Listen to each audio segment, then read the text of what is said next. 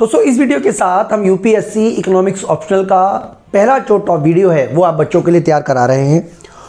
और बेसिकली हम इसको पूरा का पूरा सिस्टमेटिकल तरीके से अरेंज कर रहे हैं, इसलिए हम इसको सबसे पहला जो हमारा यूनिट है जो वो है कंज्यूमर थ्योरी। तो कंज्यूमर थ्योरी में हम आप बच्चों को पूरी तरीके से एनालिसिस कराएंगे डिमांड के बारे में, इसके अलावा यूटिलिटी के बारे में, इंडिफरेंस कर्व के बारे में और रिलेवेंट प्रेफरेंस थ्योरी के बारे में। और ये हमारा चैप्टर नंबर 1 है जिसको हम बोलते हैं डिमांड एनालिसिस।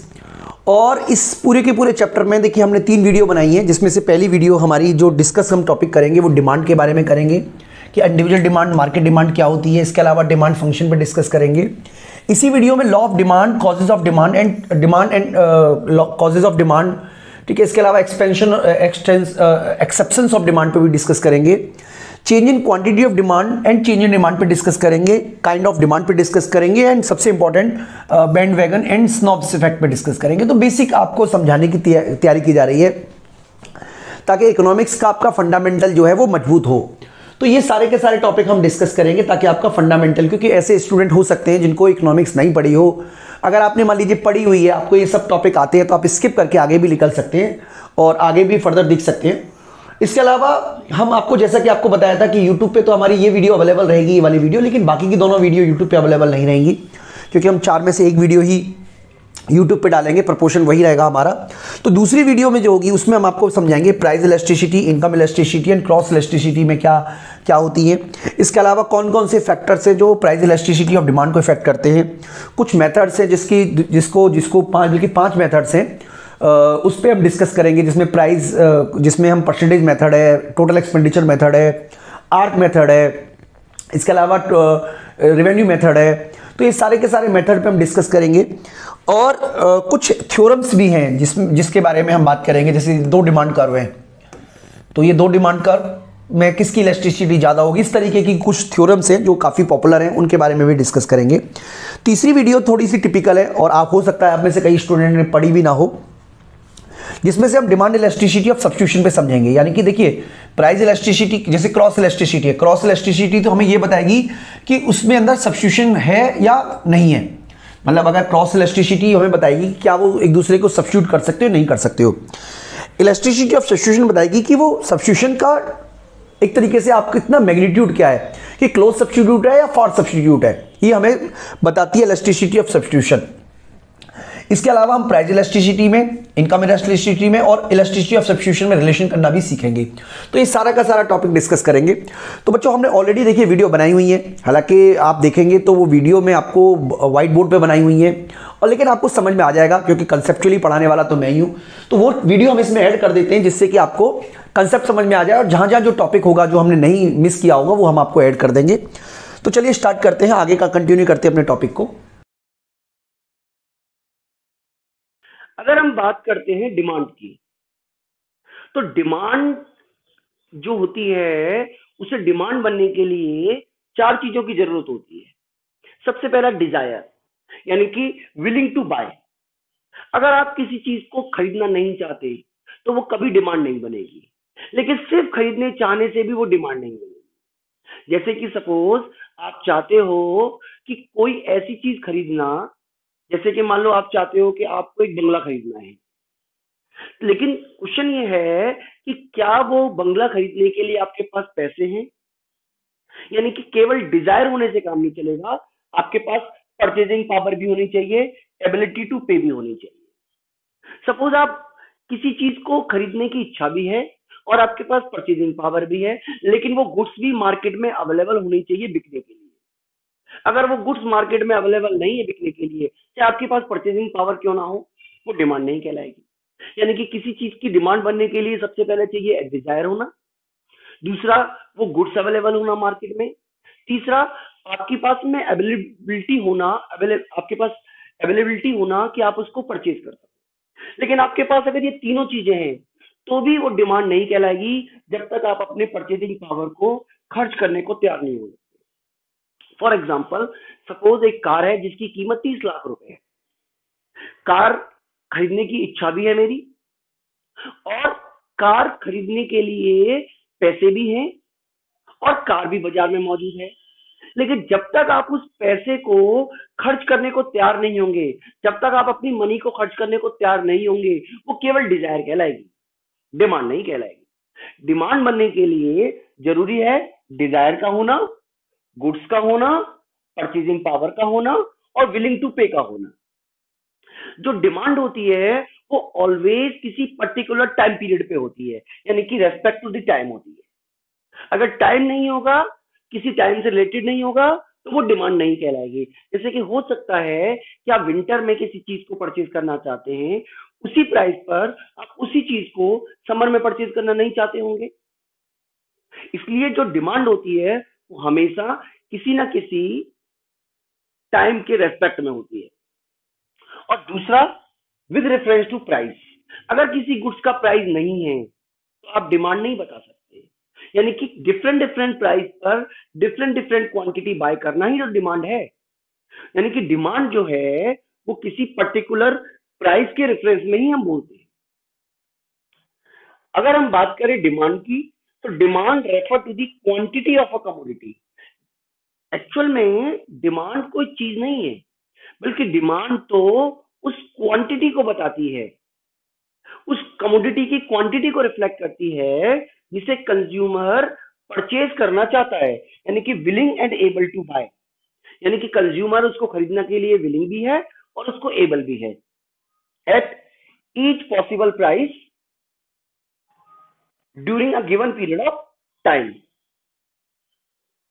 मतलब आपको टाइम पीरियड गिवन है, आप डिफरेंट डिफरेंट पॉसिबल प्राइस पर जो डिफरेंट डिफरेंट क्वांटिटी बाय करोगे, मतलब in given period of time different different price पर डिफरेंट डिफरेंट क्वांटिटी जो आप परचेज करना चाहते हो, जो आप विलिंग हो, जो आप एबल हो, उसी को कहते हैं डिमांड। अगर हम बात करें इंडिविजुअल डिमांड की, तो इंडिविजुअल डिमांड जो होती है वो होती है demand of one goods by one consumer. यानी कि एक इंडिविजुअल कंज्यूमर किसी गुड्स को परचेज करना जो करने की जो विलिंग एंड एबल है, उसको कहते हैं इंडिविजुअल डिमांड। मींस यहां पर जो कंज्यूमर है आपका, पूरी डेफिनेशन सेम रहेगी, बस आपको क्या करना है, एन इंडिविजुअल कस्टमर लिखना है, इंडिविजुअल कस्टमर लिखना है। यानी कि individual demand refer to the quantity of a commodity that an individual consumer is willing and able to buy at each possible price during a given period of time. इसी तरीके से अगर market demand का मतलब होता है, तो market demand is demand of goods by all customer, यानी कि यहाँ पर ऑल कस्टमर आ जाएगा। मतलब market demand refer to the quantity of a commodity that all customer is willing and able to buy at each possible price during a given period of time। यानी कि demand, individual demand में जो है वो एक individual customer की demand होती है, और जो मार्केट डिमांड होती है वो सभी कंज्यूमर की डिमांड को जोड़ के बनती है।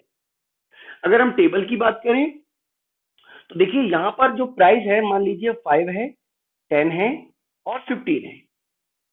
अगर हम ए की बात करें, तो मान लीजिए जैसे जैसे प्राइस बढ़ता है, ए 100 परचेज कर रहा था, अब प्राइस बढ़ने से वो 50 परचेज कर रहा है और यहाँ पे वो 20 परचेज कर रहा है।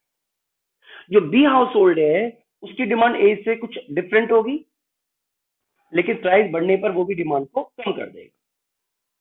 तो मार्केट डिमांड जो है, it is the sum of individual demand, यानी कि दोनों कंज्यूमर, जो दोनों हाउस होल्ड है ए और बी, अगर आप उसकी डिमांड को जोड़ दोगे, सम कर दोगे, तो उसको कहेंगे मार्केट डिमांड।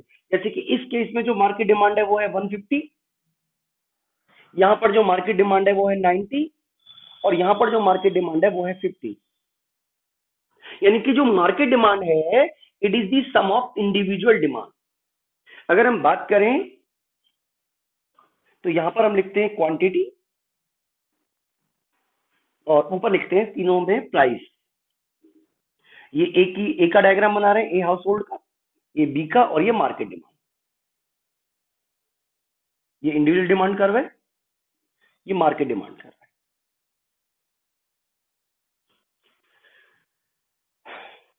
ठीक है। अब क्या है कि मान लीजिए हम इस प्राइस को ही लेते हैं, सिर्फ इन दो प्राइस को ही लेते हैं। मान लीजिए कि प्राइस जब 5 था, तो सभी के लिए प्राइस 5 ही होगा।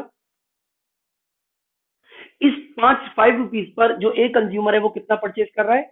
100। इसको हम A1 बोल देते हैं। इसी तरीके से बी कंज्यूमर कितना परचेज कर रहा है? 50। इसको बी बोल देते हैं। और मार्केट में कितनी डिमांड आ रही है? 150। इसको हम सी बोल देते हैं। अब सपोज कीजिए कि जो प्राइस है वो बढ़कर 10 हो जाता है, तो जो ए कंज्यूमर है उसकी डिमांड कितनी हो गई फॉल करके? 50। यानी कि 10 जो होगा वो सभी के लिए 10 होगा। इस पर ये कितना परचेज कर रहा है? 50, जिसको कि हम B1 बोल देते हैं। इसी तरीके से ये कितना परचेज कर रहा है? 40। सॉरी, इसको हम A1 बोल देते हैं, इसको B1 बोल देते हैं। और जो मार्केट डिमांड है वो है 90। आप चाहे तो 15 को भी दिखा सकते हैं। अगर आप इस ए को और A1 को जोड़ देते हैं तो ये बनेगा demand curve of a house hold a. इसी तरीके से अगर आप इनको जोड़ दें तो ये बनेगा demand curve of household B. और अगर आप इन दोनों को जोड़ दें तो ये बनेगा डिमांड मार्केट डिमांड। यानी कि इंडिविजुअल डिमांड को जोड़कर हमने मार्केट डिमांड को डेरिवेट किया। हम बात करें डिटर्मिनेंट्स ऑफ डिमांड की, यानी कि फैक्टर अफेक्टिंग डिमांड की या डिमांड फंक्शन की, इसको क्या कहते हैं? Demand function. तो इसका मतलब होता है कि वो कौन कौन से कारण हैं, कौन कौन सी ऐसी वजह हैं जिनकी वजह से हमारी डिमांड इफेक्टेड होती है। यानी कि हमारी डिमांड या तो बढ़ती है या घटती है। तो वो इसमें हमें उन कॉजेस को बताना है जिनकी वजह से डिमांड में चेंजेस आते हैं। तो पहला है प्राइस ऑफ अ कमोडिटी, यानी कि किसी गुड्स का प्राइस में और किसी गुड्स की जो डिमांड है उसमें नेगेटिव रिलेशन होगा। Being other thing remain constant, अगर कंज्यूमर का जो गुड्स का प्राइस बढ़ता है तो कंज्यूमर जो क्वांटिटी डिमांड है उसे कम कर देगा और प्राइस कम होने से क्वांटिटी डिमांड बढ़ जाएगी। यानी कि अगर गुड्स पहले से महंगी हो जाए तो कंज्यूमर उसे कम खरीदेगा और सस्ती हो जाएगी तो कंज्यूमर उसको ज्यादा खरीदेगा। दूसरा होता है प्राइस ऑफ रिलेटेड गुड्स। तो रिलेटेड गुड्स क्या होती हैं? जैसे मान लीजिए कि अगर ऑनियन महंगा हो जाए तो इसका मोबाइल की डिमांड पर क्या असर पड़ेगा? तो इनका कोई असर मोबाइल की डिमांड पे नहीं पड़ेगा, क्योंकि ये अनरिलेटेड गुड्स हैं। रिलेटेड गुड्स वो होती हैं जिसमें एक का प्राइस दूसरे की डिमांड को इन्फ्लुएंस करता है। यानी कि अगर एक का प्राइस बढ़ता है तो दूसरे की डिमांड पर भी इसका असर पड़ेगा। ऐसी गुड्स को कहते हैं रिलेटेड गुड्स। रिलेटेड गुड्स दो तरीके की होती हैं। सब्स्टिट्यूट गुड्स के केस में क्या होता है कि मान लीजिए सब्स्टिट्यूट गुड जैसे कि टाटा स्काई और Dish TV. Substitute goods are those goods which can be used in place of each other, जैसे कि पेट्रोल एंड सीएनजी, ये सब्स्टिट्यूट गुड्स है। अगर हम बात करें डिश टीवी का प्राइस की और क्वांटिटी की, टाटा स्काई की प्राइस और क्वांटिटी। मान लीजिए डिश टीवी 100 रुपए का है, 100 कस्टमर डिश टीवी देखते हैं। टाटा स्काई भी 100 रुपए का है और 100 कस्टमर टाटा स्काई देखते हैं। अगर डिश टीवी का प्राइस बढ़ जाएगा जबकि इसका प्राइस 100 रुपए पर ही रहे तो कंज्यूमर क्या करेगा? इससे छोड़कर इस तरफ चला जाएगा, यानी कि वो टाटा डिश टीवी को छोड़कर टाटा स्काई खरीदना शुरू कर देगा। तो टाटा स्काई की डिमांड बढ़ जाएगी। यानी कि अगर हम ये कहना चाहते हैं कि डिश टीवी का प्राइस बढ़ने से टाटा स्काई की डिमांड बढ़ जाएगी। इसी तरीके से अगर डिश टीवी सस्ता हो जाए जबकि इसका प्राइस सेम रहेगा तो सस्ता होने से क्या होगा कि लोग टाटा स्काई छोड़कर डिश टीवी पर आ जाएंगे, यानी कि टाटा स्काई की जो डिमांड है वो कम हो जाएगी। इसका मतलब सब्स्टिट्यूट गुड्स के केस में क्या होता है कि अगर एक गुड्स का प्राइस बढ़ता है एक्स गुड्स का प्राइस अगर बढ़ता है तो जो वाई गुड्स है उसकी जो डिमांड है वो कम हो जाएगी, सॉरी बढ़ जाएगी। और अगर वाई गुड्स का एक्स गुड्स का प्राइस घटता है तो वाई गुड्स की डिमांड कम हो जाएगी। Mean substitute goods are those goods which are used in place of which can be used in place of each other। अगर इसमें एक का प्राइस बढ़ता है दूसरे की डिमांड बढ़ेगी, एक का प्राइस गिरता है दूसरी की डिमांड गिरेगी। अगर हम बात करें कॉम्प्लीमेंट्री गुड्स की, तो complementary goods are those goods which are used together to satisfy want। यानी कि अगर आपकी कोई जरूरत है, आपकी कुछ आवश्यकता है, तो इसको मिलाकर ही पूरा होती है। जैसे कि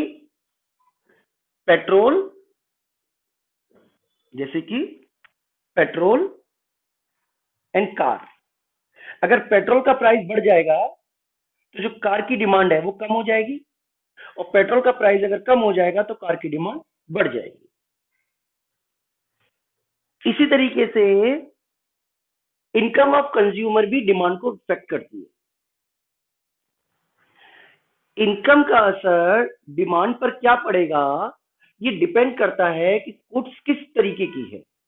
जैसे कि मान लीजिए अगर गुड्स नॉर्मल है या गुड्स इंफीरियर है। अगर नॉर्मल गुड्स है तो इनकम बढ़ने से जो डिमांड है वो बढ़ेगी, इनकम घटने से डिमांड घट जाएगी। लेकिन इंफीरियर गुड्स के केस में अगर इनकम बढ़ती है तो डिमांड घटेगी।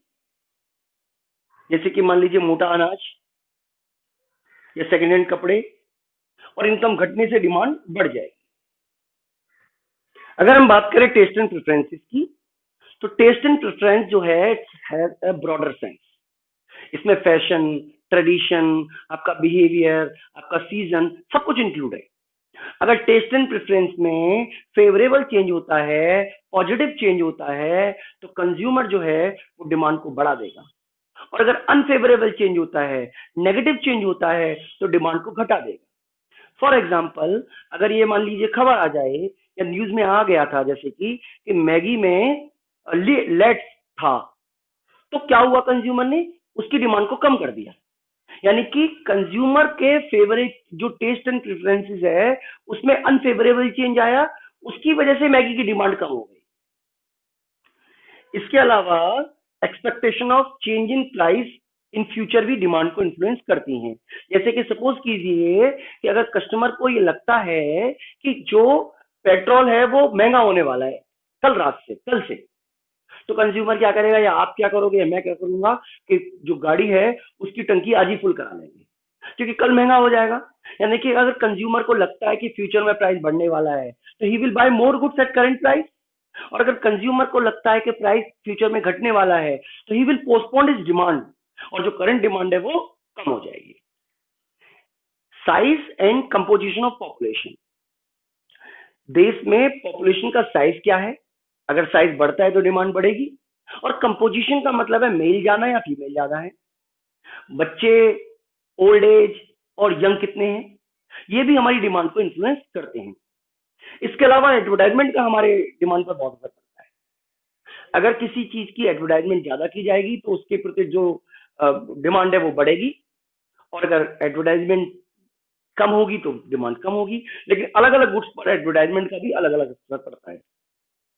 ये सभी जो सभी फैक्टर हैं ये डिमांड फंक्शन कहलाएंगे, इंडिविजुअल डिमांड फंक्शन कहलाएंगे। यानी कि ये सभी के सभी इंडिविजुअल डिमांड को इन्फ्लुएंस करते हैं, और ये दो पॉइंट ही हैं जो मार्केट डिमांड को इन्फ्लुएंस करते हैं। अगर हम law of demand, there is a inverse relationship between price and quantity demanded being other thing remain constant. यानी कि अगर अदर थिंग्स जो हैं अगर वो कांस्टेंट रहें तो कंज्यूमर प्राइस बढ़ने पर किसी गुड्स की कम क्वांटिटी को परचेज करेगा, और प्राइस कम होने पर किसी गुड्स की ज्यादा क्वांटिटी को परचेज करेगा। यानी कि अगर सपोज जैसे कीजिए कि मान लीजिए प्राइस 100 है तो कंज्यूमर 100 यूनिट परचेज कर रहा है। अगर प्राइस जो है वो 100 से बढ़कर 120 हो जाता है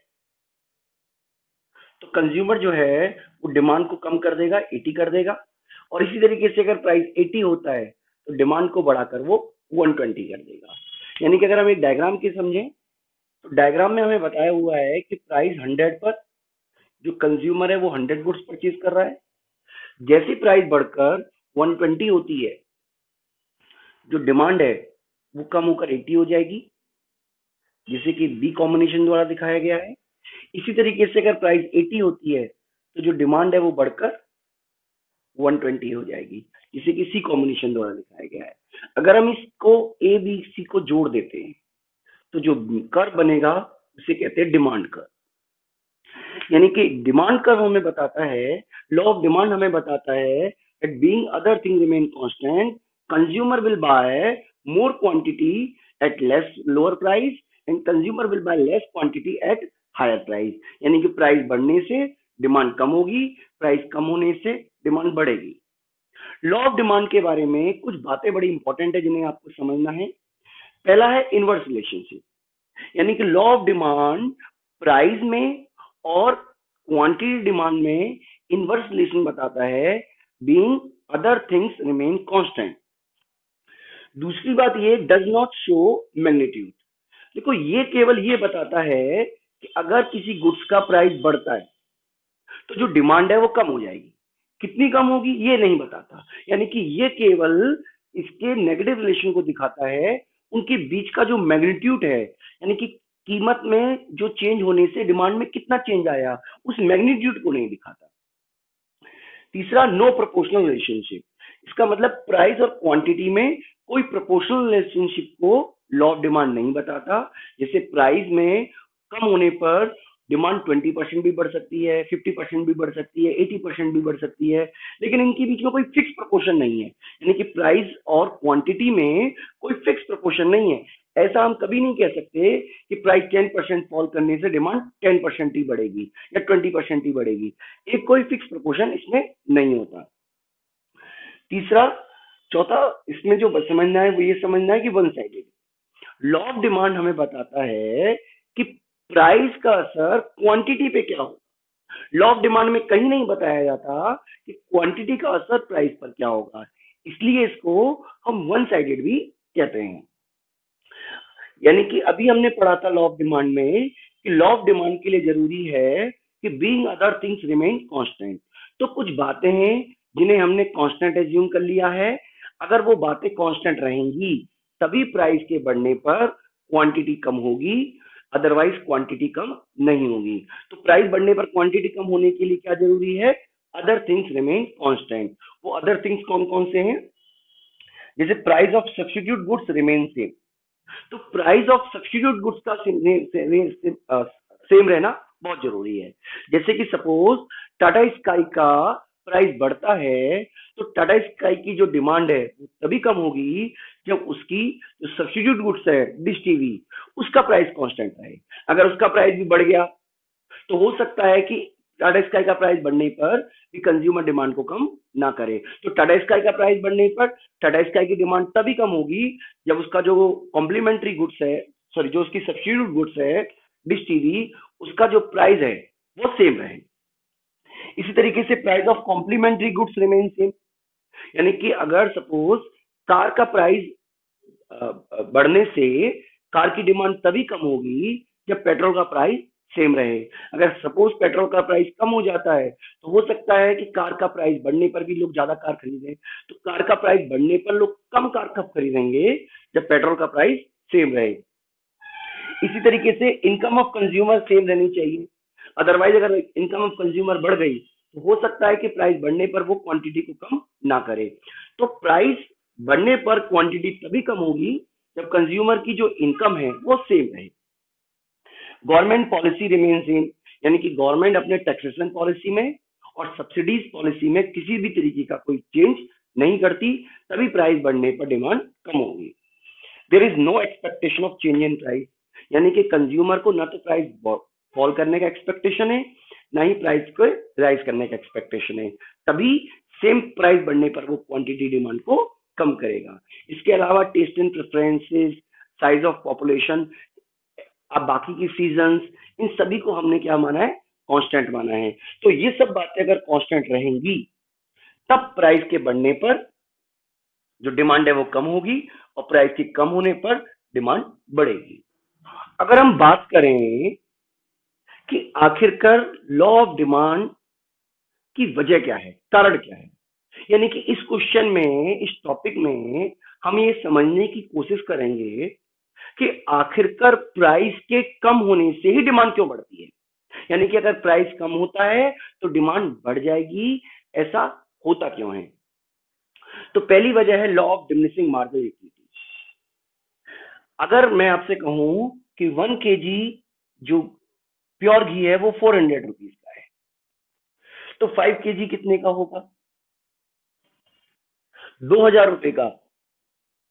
लेकिन ऐसा नहीं होता ओपन मार्केट में। अगर आप मार्केट में जाएंगे तो अगर 1 kg का डब्बा अगर आपको 400 का मिल रहा है तो वही चीज 5 kg की हो सकता है आपको 1800 में मिल जाए। इसकी वजह है law of diminishing marginal utility. क्योंकि अगर 2000 का मिलेगा तो 5 kg का कोई डब्बा परचेज ही नहीं करेगा, सब लोग 1 kg का ही परचेज करेंगे। इसीलिए अगर कंज्यूमर को ज्यादा गुड्स बेचनी है तो प्राइस को कंपनी को कम करना पड़ता है, because of law of diminishing marginal utility. According to this law, as consumer consume more and more commodity of a goods, every additional unit of commodity will give you lesser satisfaction। तो क्योंकि उसको अगली unit से कम satisfaction मिल रहा है तो consumer किसी goods का प्राइस तब ज्यादा परचेज करेगा, किसी गुड्स की क्वांटिटी तब ज्यादा परचेज करेगा जब उसका प्राइस कम हो जाए। जैसे कि suppose consumer equilibrium point MUX equal to PX पर होता है, तो इस केस में अगर MUX, अगर प्राइस ऑफ X गिरता है तो कंज्यूमर का जो MUX है वो मोर देन PX हो जाएगा, तब कंज्यूमर X कमोडिटी की डिमांड को बढ़ा देगा। दूसरा है सब्स्टिट्यूशन इफेक्ट। सब्स्टिट्यूशन इफेक्ट का मतलब है अगर एक गुड्स सस्ती हो जाती है, एक गुड्स का प्राइस गिरता है तो वो कंपैरेटिवली सस्ती हो जाएगी। जैसे कि 500 रुपीज का एयरटेल अपनी मंथली सर्विस दे रहा है, जियो के आने से वही 500 रुपीज हमें अब महंगे लगने लगे, तो कंज्यूमर क्या करेगा कि जो चीज सस्ती है उस पर चला जाएगा। यानी कि जो चीज प्राइस, जिसका प्राइस गिरता है वो गुड्स कंपैरेटिवली सस्ती हो जाती है, तो कंज्यूमर महंगी चीज को छोड़कर सस्ती पर आ जाएगा, जिसकी गुड्स का प्राइस गिरा है उस पर आ जाएगा। यानी कि प्राइस गिरने से कंज्यूमर सस्ती चीज को परचेज करेगा, इसलिए जो डिमांड है वो बढ़ जाएगी। इसे कहते हैं substitution effect. Third is income effect. अगर किसी गुड्स का प्राइस गिरता है तो कंज्यूमर की जो रियल इनकम है, कंज्यूमर की जो परचेजिंग पावर है वो बढ़ जाएगी। जैसे सपोज ये मार्कर अगर 10 रुपए का आता है, 10 रुपीज का आता है और मेरे पास 100 रुपए हैं, तो मैं 10 मार्कर परचेज कर सकता हूँ। अगर सपोज यही मार्कर 5 रुपए का हो जाता है तो अब मैं उतने ही रुपए में 20 मार्कर परचेज कर सकता हूँ, या 10 मार्कर परचेज करने के लिए मुझे अब केवल 50 रुपीज देने पड़ेंगे। तो जो मेरी इनकम है, जो मेरी परचेजिंग पावर है वो बढ़ गई, तो कंज्यूमर बढ़ी हुई परचेजिंग पावर से ज्यादा गुड्स परचेज करेगा, जिसकी वजह से जो डिमांड है वो बढ़ जाएगी। Size of consumer. किसी गुड्स का प्राइस गिरने से कंज्यूमर का जो साइज है वो बड़ा हो जाता है। जैसे कि सपोज पुराने जमाने में मोबाइल फोन खरीदना बहुत महंगा पड़ता था, तो जब से मोबाइल फोन सस्ते हुए तो इसका वजह से जो साइज है कंज्यूमर का वो बड़ा हो गया। यानी कि जो कंज्यूमर पहले गुड्स ऑलरेडी परचेज कर रहे थे अब वो ज्यादा क्वांटिटी परचेज कर रहे हैं, और जो ऑलरेडी परचेज नहीं कर पा रहे थे, जो पहले परचेज नहीं कर पा रहे थे, अब उन्होंने भी परचेज करना स्टार्ट कर दिया। तो इससे क्या हुआ कि जो कंज्यूमर का जो मार्केट का साइज है, जो कंज्यूमर का जो साइज है किसी गुड्स को परचेज करने के लिए, वो बड़ा हो गया। Different uses. देखो, जिस चीज के एक यूज है उसका प्राइस गिरने से डिमांड पर कोई खास असर नहीं पड़ेगा। जैसे इस मार्कर का सिंगल यूज है, इस व्हाइट बोर्ड पे काम करना, तो प्राइस गिरने से इसकी डिमांड पर ज्यादा असर नहीं पड़ेगा। लेकिन बहुत सी ऐसी चीजें हैं जिनके मल्टीपल यूजेस होते हैं, जैसे कि वाटर, मिल्क, इलेक्ट्रिसिटी। अगर सपोज इलेक्ट्रिसिटी सस्ती हो जाए तो आप थोड़ा सा टीवी ज्यादा देखोगे, थोड़ा सा एसी ज्यादा चलेगा, थोड़ी सी लाइट ज्यादा चलेगी। अब ये थोड़ा थोड़ा करके जो डिमांड है वो बहुत ज्यादा बढ़ जाएगी। इसी तरीके से अगर प्राइस बढ़ जाता है तो आप बहुत सारी चीजों में से इनके कंजम्पशन को थोड़ा थोड़ा कम करोगे, जिससे जो डिमांड है वो काफी कम हो जाएगी। यानी कि प्राइस कम होने से डिमांड बढ़ जाएगी और प्राइस बढ़ने से डिमांड कम हो जाएगी। अगर हम बात करें एक्सेप्शंस केस की, तो लॉ ऑफ डिमांड के एक्सेप्शंस में आपको उन कंडीशंस को बताना है जिस कंडीशन में प्राइस बढ़ने से क्वांटिटी डिमांड बढ़ जाती है। यानी कि ये वो कंडीशंस हैं जिसमें प्राइस बढ़ेगा लेकिन क्वांटिटी कम नहीं होगी। यानी कि या तो क्वांटिटी सेम रहेगी या क्वांटिटी बढ़ जाएगी। तो पहला एक्सेप्शन केस है फियर ऑफ शॉर्टेज। अगर कंज्यूमर को किसी गुड्स को शॉर्ट होने का फियर है तो कंज्यूमर ज्यादा प्राइस देकर भी उसकी क्वांटिटी को परचेज करेगा। जैसे कि कुछ समय पहले ये रूमर्स थे कि मार्केट में से नमक गायब होने वाला है, तो कंज्यूमर ने क्या किया, 100 रुपए 150 रुपए किलो में भी नमक को परचेज किया। यानी कि प्राइस बढ़ने के किसी गुड्स के शॉर्ट होने के वजह से, फियर से, कंज्यूमर जो है वो प्राइस बढ़ने पर भी डिमांड को बढ़ा देगा। स्टेटस सिंबल गुड्स, अगर कोई गुड्स ऐसी है जो स्टेटस सिंबल से जुड़ी हुई है, यानी कि उसकी अपनी कोई यूटिलिटी नहीं है, उसको रखना, उसको पहनना, उसके उसके साथ होना एक स्टेटस सिंबल की बात है। तो जैसी प्राइस गिरता है अब वो स्टेटस सिंबल नहीं रहेगी क्योंकि वो जनरल पब्लिक के पास आ जाएगी। तो जिसकी कोई यूटिलिटी नहीं है, केवल आप उसे अपने स्टेटस सिंबल के लिए रख रहे हो, तो प्राइस गिरने से लोग उसको अपने पास रखना कम कर देंगे, जिससे जो डिमांड है वो कम हो जाएगी। इग्नोरेंस, कई बार कंज्यूमर जो है वो प्राइस को क्वालिटी से जोड़ता है। यानी कि वो समझता है कि अगर किसी गुड्स का प्राइस ज्यादा है तो वो हाई क्वालिटी गुड्स होगी, और उसी गुड्स का प्राइस अगर कम हो जाता है तो वो ये समझता है कि उसकी क्वालिटी में कमी आ गई। इस केस में कंज्यूमर ऊंचे प्राइस पर ज्यादा क्वांटिटी परचेज करेगा, और उसका प्राइस अगर गिर जाता है तो वो कम क्वांटिटी परचेज करेगा। फैशन रिलेटेड गुड्स पर लॉ ऑफ डिमांड लागू नहीं होता, क्योंकि अगर कोई फैशन में गुड्स है तो कंज्यूमर ज्यादा प्राइस देकर भी उसकी गुड्स को परचेज करना चाहेगा। शेयर मार्केट में भी लॉ ऑफ डिमांड लागू नहीं होता, क्योंकि शेयर मार्केट में जो शेयर की प्राइस बढ़ रहा होता है उनकी डिमांड ज्यादा होती है, और वे शेयर जिनका प्राइस गिर रहा है उनकी डिमांड कम होती है। गिवन गुड्स की बात करें तो गिवन गुड्स के केस में जो प्राइस इफेक्ट होता है, प्राइस इफेक्ट जो होता है वो पॉजिटिव होता है। इसका मतलब प्राइस गिरने से क्वांटिटी जो है वो कम हो जाएगी। गिवन गुड्स में कंज्यूमर जो है वो अपनी इनकम का बड़ा हिस्सा खर्च कर रहा होता है, और ये जो होती हैं गुड्स, ये होती हैं special type of inferior goods. यानी कि इसका जो इनकम इफेक्ट है वो नेगेटिव है। अब मैं आपको इसके एक एग्जांपल से समझाता हूं। सपोज कीजिए कि आपके पास जैसे कि सपोज कीजिए कि आपके पास कुछ सेकंड हैंड कपड़े आप यूज करते हो, कुछ नए कपड़े यूज करते हो। तो सेकंड हैंड कपड़े की जो प्राइस है वो, सेकंड हैंड कपड़ा जो है वो आप इसलिए यूज कर रहे हो क्योंकि आपकी इनकम इतनी नहीं है कि आप नए कपड़े यूज कर सको। तो अगर मान लीजिए जो सेकंड हैंड कपड़े हैं अगर उनका प्राइस गिरता है तो कंज्यूमर के पास कुछ पैसा बचेगा, क्योंकि वो सस्ती होने पर इनकम इफेक्ट बढ़ गया तो कुछ पैसा बचेगा, और जैसे ही वो पैसा बचेगा तो कंज्यूमर क्या करेगा, जो इंफीरियर गुड्स है उसकी डिमांड तो कम करेगा और नॉर्मल गुड्स की डिमांड बढ़ा देगा। यानी कि सेकंड हैंड कपड़े की डिमांड कम कर देगा और नए कपड़े की डिमांड बढ़ा देगा। यानी कि प्राइस गिरने से जो गिवन गुड्स है उसकी जो डिमांड है वो कम हो जाएगी, क्योंकि कंज्यूमर अपनी इनकम का बड़ा हिस्सा खर्च कर रहा होता है, और प्राइस गिरने से इनकम काफी हद तक बच जाएगी जिसे वो नॉर्मल गुड्स पे खर्च कर सकता है। अगर हम बात करते हैं एक्सपेंशन इन डिमांड की, तो अगर प्राइस ऑफ कमोडिटी फॉल कर जाता है, यानी कि किसी गुड्स का जो अपना प्राइस है अगर वो फॉल कर जाता है तो जो डिमांड है गुड्स की वो बढ़ जाएगी। इसको इकोनॉमिक्स में बोलते हैं एक्सपेंशन इन डिमांड, यानी कि प्राइस के गिरने से डिमांड का बढ़ना एक्सपेंशन इन डिमांड कहलाता है। इसको इंक्रीज इन क्वांटिटी डिमांडेड भी कहते हैं। यानी कि अगर प्राइस घट जाए और डिमांड बढ़ जाए तो उसको कहेंगे एक्सपेंशन इन डिमांड। जैसे कि सपोज कीजिए प्राइस 100 है और आप 100 यूनिट ही परचेज कर रहे हैं, जैसे कि डायग्राम में हम दिखा सकते हैं। ए पॉइंट ये बता रहा है कि प्राइस 100 पर आप कितनी क्वांटिटी परचेज कर रहे हो, 100।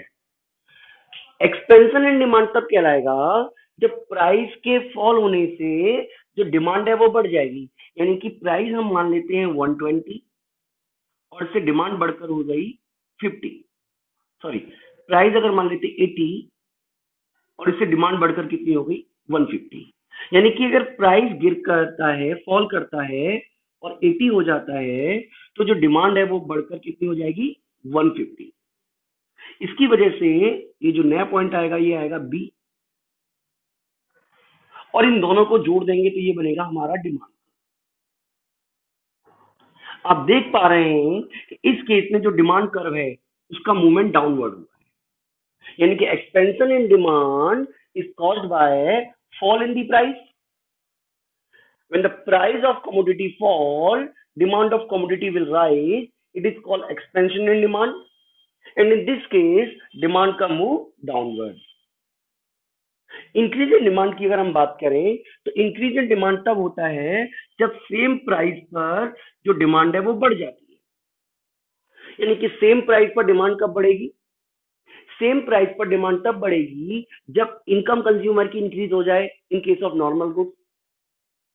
प्राइस ऑफ सब्स्टिट्यूट गुड्स जो है वो राइज कर जाए तो सेम प्राइस पर गुड्स की डिमांड बढ़ जाएगी।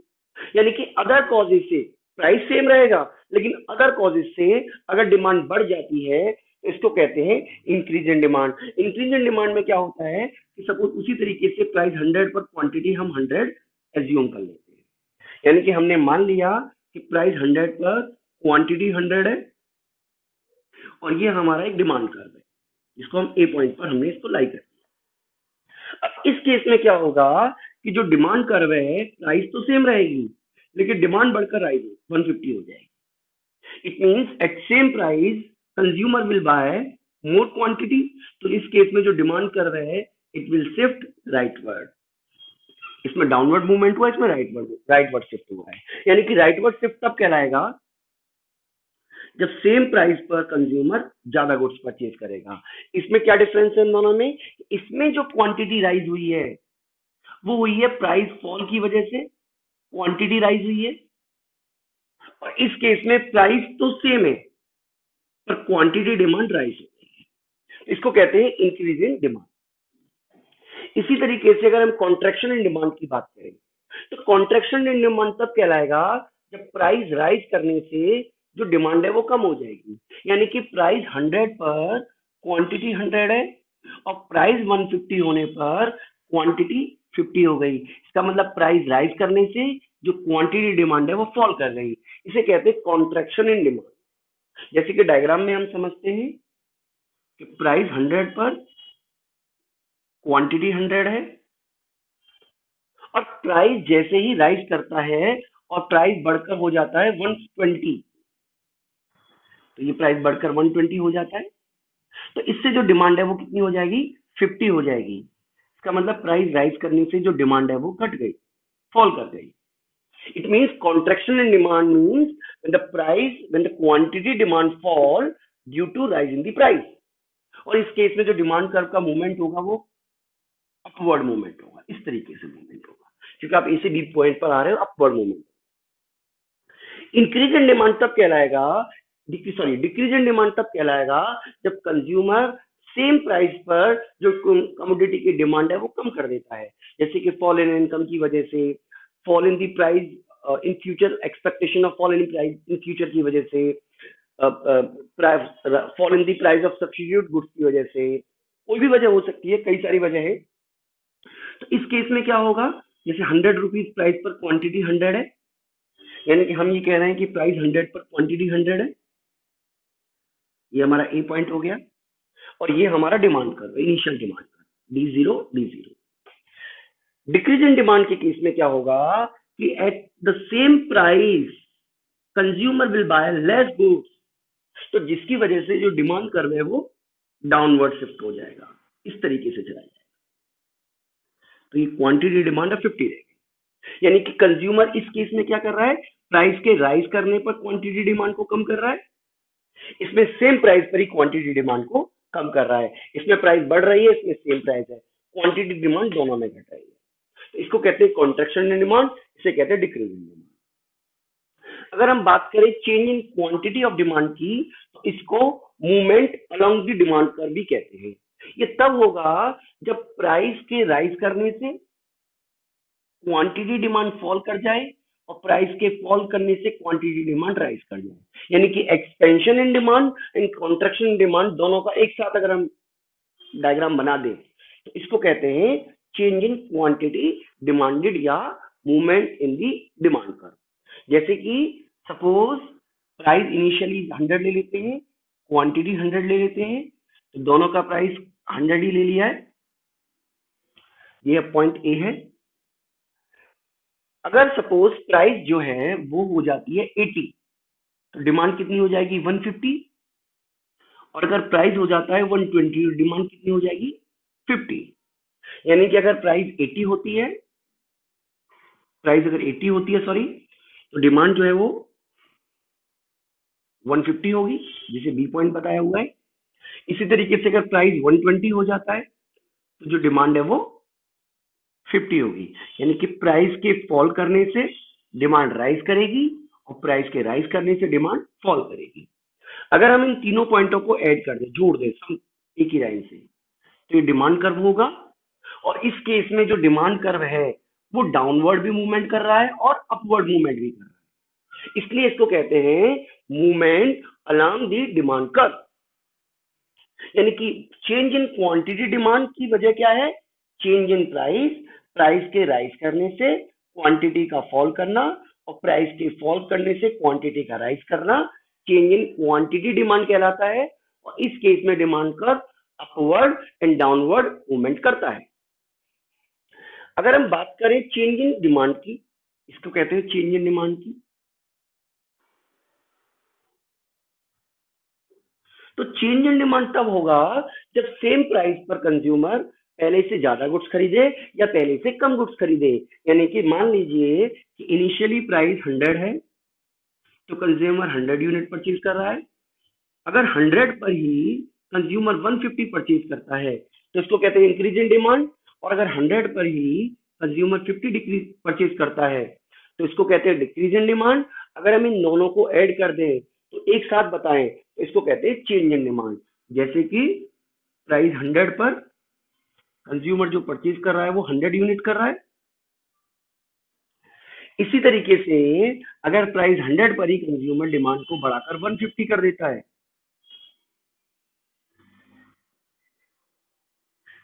इसी तरीके से प्राइस 100 पर ही क्वांटिटी डिमांड घटाकर कितनी कर देता है 50, तो इसको कहेंगे इंक्रीज इन डिमांड, इसको कहेंगे डिक्रीज इन डिमांड, और दोनों मिलाकर कहलाएगा ये चेंज इन डिमांड और शिफ्ट इन डिमांड।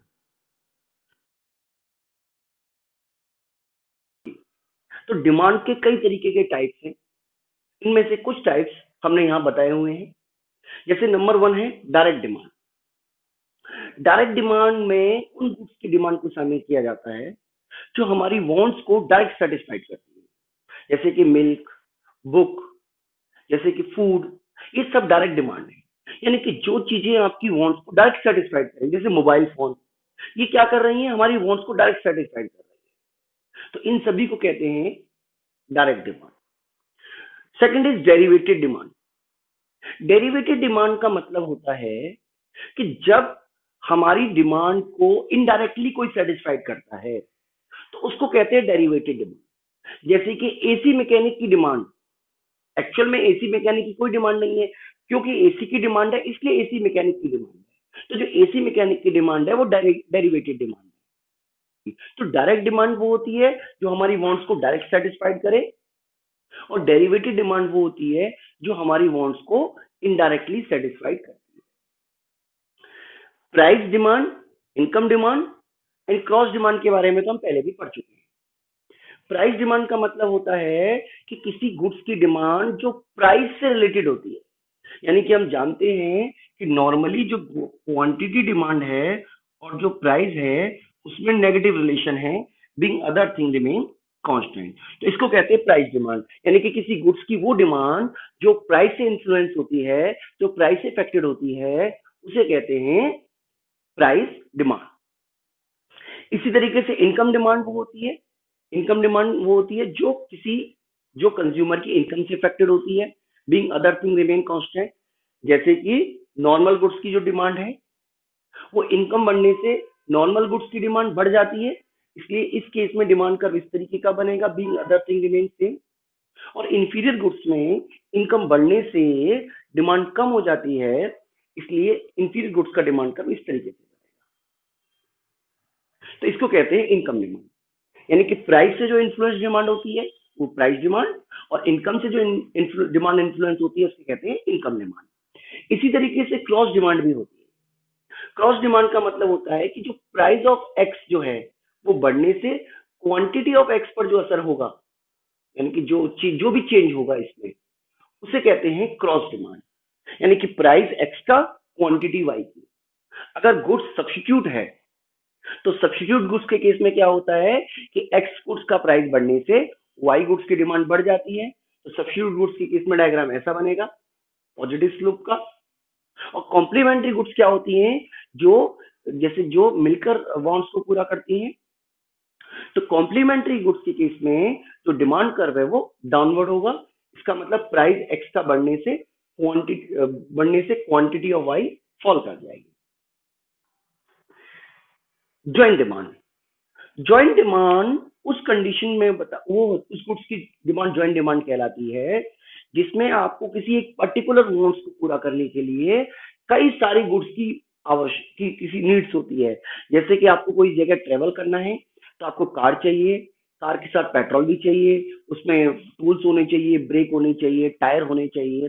तो इस तरीके की जो डिमांड होती है उसको कहते हैं जॉइंट डिमांड। जैसे कि आपको अगर चाय पीनी है तो चाय के लिए चाय की पत्ती होनी चाहिए, शुगर भी होनी चाहिए, गैस भी होनी चाहिए। तो इन सब तरीके की चीजों को मिलाकर आपको चाय मिलेगी, तो इसको कहते हैं जॉइंट डिमांड। इसी तरीके से कंपोजिट डिमांड होती है। कंपोजिट डिमांड वो होती है जिसमें एक गुड्स कई वांट्स को पूरा करती है। यहाँ पर एक वांट, जॉइंट डिमांड में एक वांट को पूरा करने के लिए कई गुड्स चाहिए, और यहाँ पर एक गुड्स कई सारी डिमांड को पूरा कर सकती है। जैसे कि इलेक्ट्रिसिटी है, मिल्क है। इलेक्ट्रिसिटी से आप टीवी भी चला सकते हो, फ्रिज भी चला सकते हो, एसी भी चला सकते हो, आप एग्रीकल्चर में भी यूज कर सकते हो, इंडस्ट्री में भी यूज कर सकते हो। इसी तरीके से जो मिल्क है, एक मिल्क कई सारी चीजों में यूज होता है, जैसे चाय बनाने में भी काम आता है, डायरेक्ट पीने के लिए भी काम आता है, आपको कोई स्वीट्स बनानी है उसमें भी मिल्क काम आता है। तो एक चीज जब कई सारी वांट्स को पूरा कर सकती है तो उसको कहते हैं कंपोजिट डिमांड। और अगर एक डिमांड को पूरा करने के लिए कई सारी चीजें चाहिए, कई सारी गुड्स चाहिए, तो उसको कहते हैं जॉइंट डिमांड। नेक्स्ट है ऑल्टरनेटिव डिमांड।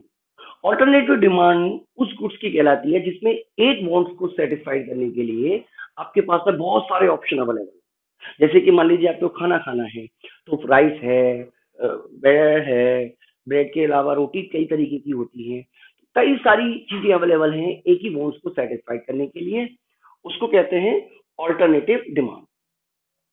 कॉम्पिटिटिव डिमांड उस केस में कहलाती है जिसमें एक वांट्स को पूरा करने के लिए आपके पास में क्लोजली सब्स्टिट्यूट बहुत सारी गुड्स अवेलेबल है, यानी कि इनकी जो क्रॉस इलास्टिसिटी होती है पॉजिटिव, वो बहुत हाई होती है।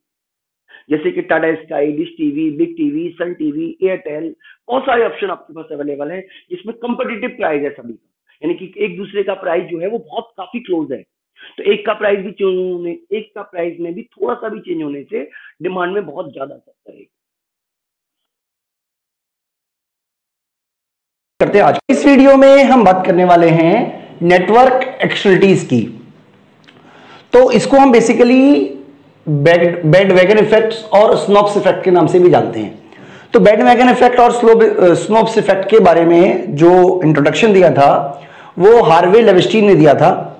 तो जो ये लेविस्टीन है उनका एक आर्टिकल था, उसमें इसको एक पब्लिश किया गया था जिसमें उन्होंने बैंडवैगन इफेक्ट और स्नॉप इफेक्ट के बारे में बताया कि लोगों का जो टेस्ट एंड प्रेफरेंस है वो इन दो बातों से भी इफेक्ट होता है, जिसकी वजह से डिमांड पर बैंडवैगन इफेक्ट और स्नॉप इफेक्ट पड़ता है।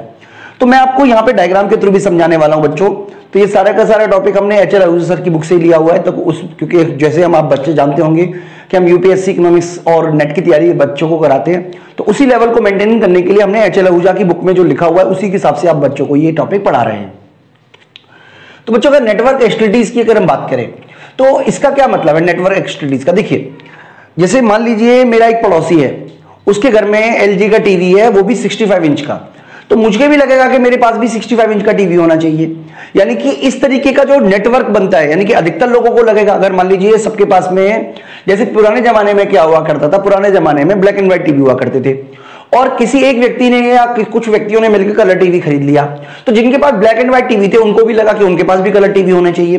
तो इसका मतलब नेटवर्क की तरह जुड़ रहा है, तो इसको हम बोलते हैं नेटवर्क एक्सटिलिटीज। यानी कि मेरे द्वारा किसी गुड्स की डिमांड केवल मेरी जरूरतों पर डिपेंड नहीं करती है बल्कि किसी और पे भी डिपेंड करती है, तो नेटवर्क बन गया, एक तरीके का नेटवर्क बन गया। तो इसी को हम बोलते हैं बच्चों नेटवर्क एक्सटिलिटीज। यानी कि आमतौर पर हम मानते हैं कि मैं मैंगो खरीदूंगा कि नहीं खरीदूंगा, मैं एप्पल खरीदूंगा कि नहीं खरीदूंगा, या मैं मोबाइल फोन खरीदूंगा कि नहीं खरीदूंगा, ये मेरी यूटिलिटी पे डिपेंड करता है। लेकिन नेटवर्क एक्सटिलिटीज का मतलब है कि मेरे द्वारा खरीदा गया सामान केवल मेरे पर डिपेंड नहीं करता बल्कि और लोगों पर भी डिपेंड करता है। जैसे फॉर एग्जांपल अगर मान लीजिए भारत में 5G आ जाती है, तो 5G आने पर मान लीजिए 2 लोगों ने अगर उस 5G को खरीदा तो क्या होगा, धीरे धीरे देखिए लोग और भी लोग, क्योंकि जैसे जैसे सुविधाएं बढ़ेगी वैसे वैसे लोग और भी लोग उसको खरीदने की तरफ जाएंगे। अगर मान लीजिए किसी के पास, एक ही व्यक्ति के पास में फोन है जिस पर वो कॉल, मान लीजिए वीडियो कॉल कर सकता है, बाकी के लोगों के पास वीडियो कॉल करने के लिए फोन ही नहीं है, तो कोई फायदा नहीं होगा इस वीडियो कॉल वाले फोन का। तो नेटवर्क एक्सटिलिटीज का मतलब है एक जैसी चीजों को सब लोग खरीदना चाहते हैं, उसके बारे में हम आगे करेंगे।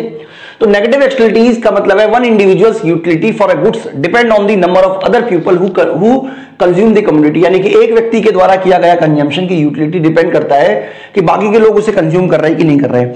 कि फॉर एग्जांपल अगर मान लीजिए मेरे पास आईफोन है जिसमें मेरी ऐप है जो केवल एंड्रॉइड फोन iOS में ही चलती है। मान लीजिए मेरी जैसे मेरी ऐप है, तो मेरी ऐप तो एंड्रॉइड में भी चलती है और iOS में भी चलती है। मान लीजिए iOS की ऐप बनवाई मैंने, एक ऐप बनवाई जो iOS में चलती है, तो केवल 1% लोगों के पास iOS ऐप है या iOS है। तो उसका मतलब क्या हुआ कि इस तरीके की ऐप का कोई फायदा ही नहीं होगा मेरे लिए, क्योंकि लोगों तक मैं पहुंच ही नहीं पाऊंगा। ठीक है, तो इस तरीके की चीजों को मतलब बोलते हैं हम नेटवर्क एक्सटिलिटीज। यानी कि one individuals utility for a goods depend on the number of other person who consume the commodity. तो 2 तरीके के इफेक्ट है जिसके बारे में हम बात करेंगे, एक तो है बैंडवैगन इफेक्ट, दूसरा है स्नॉब्स इफेक्ट। इसके अलावा बच्चों हम एक और बात करेंगे, वो है वेवलन इफेक्ट, उसके बारे में भी हम बात करेंगे। तो पहले हम बात करते हैं बैंडवैगन इफेक्ट्स की। तो इसमें मतलब क्या है, it refer to the demand for a goods by a person who wanted to be style because, यानी कि इसको रखना जो है, देखिए कुछ चीजें ऐसी होती है जो फैशन स्टेटस सिंबल हैं जिनको रखना अच्छा माना जाता है। फॉर एग्जाम्पल मैं जैसे एंड्रॉइड फोन यूज करता हूं, अगर मान लीजिए जैसे भारत में अगर हम बात करें तो आज भी एप्पल के फोन को रखना एक स्टाइल सिंबल है, एक स्टेटस सिंबल है। तो चलिए हम एप्पल फोन से ही बात कर लेते हैं, डायग्राम के थ्रू समझाने की कोशिश करेंगे बच्चों। देखिए मान लीजिए ये हमारा हम एक बहुत सिंपल तरीके से समझाने की कोशिश कर रहे हैं बच्चों को। मान लीजिए ये हमने एक कर्व बना लिया, मैं बिल्कुल एप्पल फोन की ही बात करेंगे, ठीक है बच्चों।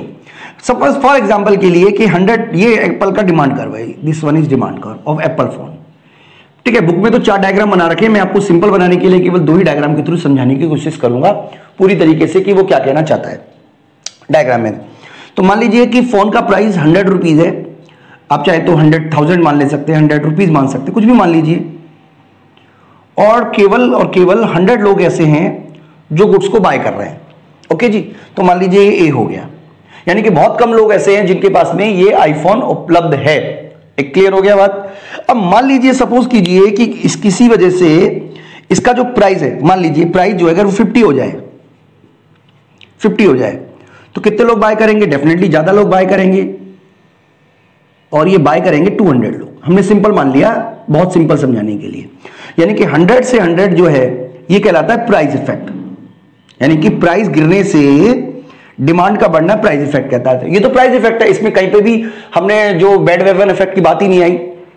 लेकिन होगा क्या, होगा ये कि जब प्राइस 100 से गिरकर 50 रुपए हो जाएगा और अगर लोग उसे अपना फैशन स्टेटस सिंबल समझते हैं, अगर लोग समझते हैं कि उसको रखना उनके लिए एक तरीके से फैशन का सिंबल है, प्रेस्टीज की बात नहीं कर रहे हम, फैशन की बात कर रहे हैं, विलिंग की बात कर रहे हैं, इच्छा की बात कर रहे हैं, लोगों को लगता है कि इसको रखना चाहिए क्योंकि ये तो फैशन क्रिएट करेगा, तो इससे क्या होगा बच्चों कि ये जो डिमांड कर्व है ये आगे की तरफ मूव कर जाएगा, ऐसे आगे की तरफ मूव कर जाएगा, और एक्चुअल जो डिमांड है वो इतनी ना बढ़ के बल्कि इतनी बढ़ेगी, बी पे आ जाएगी। मतलब एक्चुअल में डिमांड कितनी बढ़ी, डिमांड हो गई हमारी 300, या मान लीजिए चलो 400 रख लेते हैं, नंबर्स में क्या है। तो मेरा कहने का मतलब है कि प्राइस जब 100 से 50 हुआ तो डिमांड को 100 से 200 होना चाहिए था प्राइस इफेक्ट की वजह से, लेकिन प्राइस इफेक्ट की वजह से ना होके बल्कि जो टोटल इफेक्ट है वो इतनी डिमांड बढ़ गई। यानी कि ये जो इफेक्ट है ये वाला जिसे हम 200 से 400 कह रहे हैं, इसी इफेक्ट को हमने बोलेंगे, क्या बोलेंगे, बैंड वैगन इफेक्ट। बहुत सिंपल तरीके से समझाने की कोशिश किया बच्चों हमने, मतलब मेरा कहने का मतलब है हमें होना चाहिए था इस पॉइंट पर क्योंकि डिमांड कर्व यही है, लेकिन क्योंकि गुड्स फैशन में है, क्योंकि प्राइस गिरने से लोगों ने ज्यादा खरीदना शुरू कर दिया, उनको देखा देखी और लोगों ने ज्यादा खरीदना शुरू कर दिया, उनको देखा देखी और लोगों ने ज्यादा खरीदना शुरू कर दिया। तो इनको अगर मिला दें, मैं एक पॉइंट से मिला देता हूं, तो ये वाला जो है ए और बी, ये हमारा मार्केट डिमांड कर्व बन जाएगा, डिमांड कर्व ऑफ मार्केट। इसका मतलब ये थोड़ा सा फ्लैटर होगा, मोर इलास्टिक होगा, ये आप याद रखिएगा।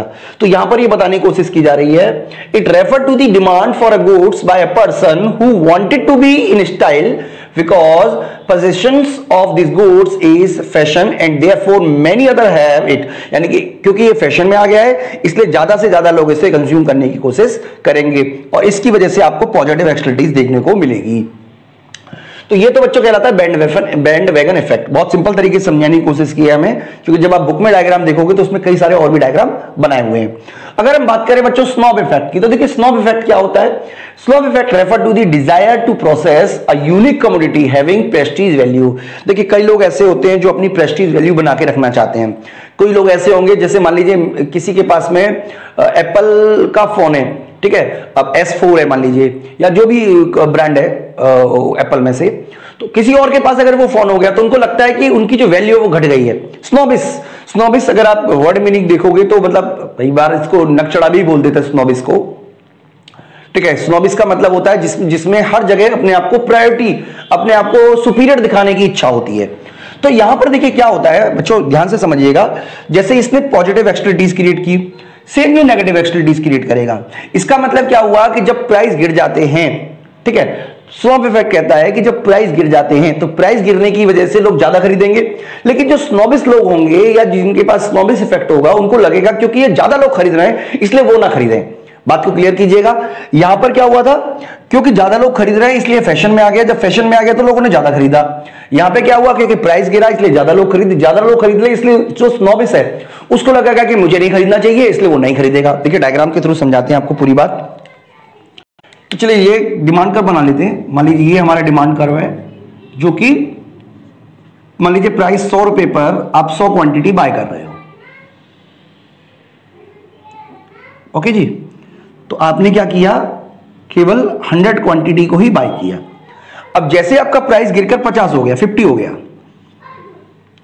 अब डेफिनेटली आपका जो डिमांड है वो कितनी बढ़नी चाहिए, वो बढ़कर होनी चाहिए 200। लेकिन हुआ क्या कि कुछ लोगों को लगा कि क्योंकि जब प्राइस 50 पर अधिकतर लोग खरीद रहे हैं तो अब वो ना खरीदें, ठीक है, क्योंकि उनका मन है कि भाई वो महंगी चीज ही खरीदें या वो ऐसी चीज खरीदें जो लोगों के पास ना हो। तो उसकी वजह से जो डिमांड कर्व है वो घटकर इस तरफ चला गया। यानी कि अगर ए पॉइंट था तो ये बी पॉइंट पर आ गए वो। इसका मतलब एक्चुअल में कितनी डिमांड बढ़नी चाहिए थी, एक्चुअल में तो बढ़नी चाहिए थी 100 से 200 प्राइस इफेक्ट की वजह से, लेकिन एक्चुअल में कितनी बढ़ी है 150, दिस वन। यानी कि कहने का क्या मतलब हुआ, क्योंकि यहां पर क्या हुआ, अधिकतर लोगों ने खरीदना शुरू कर दिया, इसलिए जो स्नॉब्स लोग हैं उन्होंने खरीदना कम कर दिया। तो इसका मतलब इन दोनों को अगर हम जोड़ दें, इस केस में मार्केट डिमांड जो है वो इस तरीके से बनता है। तो ये है बच्चों पूरी की पूरी थ्योरी, जो मैं उम्मीद करता हूं कि आपको कंसेप्ट समझ में आ गया होगा। तो बच्चों यहां से 100 से ये वाला जो है 200, इसको बोलते हैं बच्चों प्राइस इफेक्ट। जो 100 से 150 हुआ इसको बोलते हैं नेट इफेक्ट। और ये वाला हिस्सा, ये वाला, इसको हम बोलते हैं स्नॉब इफेक्ट। ठीक है बच्चों, तो याद रखिएगा क्योंकि ये नेगेटिव क्रिएट कर रहा है, इसका मतलब इसने डिमांड को कम कर दिया। तो ये है वजह बच्चों स्नोव इफेक्ट की, जिसके बारे में हमने आपको समझाया। इसके अलावा एक और पॉइंट है जो हमें डिस्कस करना है, जिसको हम बोलते हैं बेवलन गुड्स या बेवलन इफेक्ट।